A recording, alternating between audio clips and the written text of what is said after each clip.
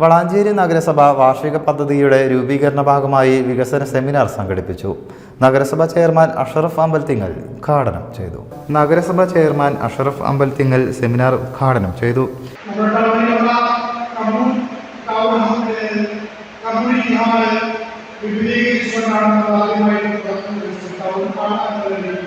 അതോടൊപ്പം തന്നെ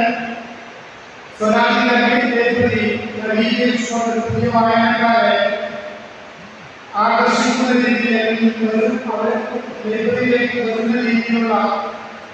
പ്രവർത്തനങ്ങളും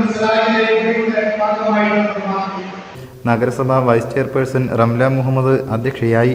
happiness park and open gym, solar mini mast light, water ATM, റോഡുകളുടെ പുനരുദ്ധാരണം, ബോട്ടിൽ ബൂത്ത്, വനിതകളായ ഭിന്നശേഷിക്കാർക്ക് പെട്ടിക്കട, mini apparel unit, food processing unit തുടങ്ങി ഉൽപാദന, പശ്ചാത്തല, ആരോഗ്യ മേഖലയ്ക്കും വ്യക്തിഗത ആനുകൂല്യങ്ങൾക്കും മുൻഗണന നൽകിയുള്ളതാണ് കരട് പദ്ധതികൾ. വികസനകാര്യ standing committee chairman CM Riyas സ്വാഗതം പറഞ്ഞു.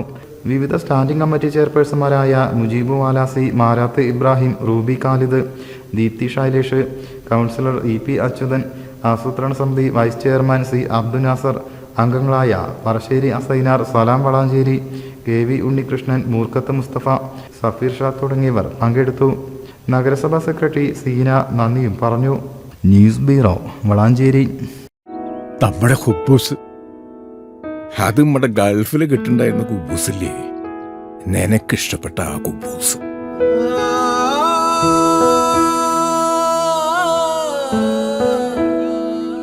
പ്രവാസികൾക്ക് മാത്രല്ല, ഇപ്പൊ നാട്ടിൽ എല്ലാവർക്കും അൽദാൻ കുബൂസ് മാത്രം മതി.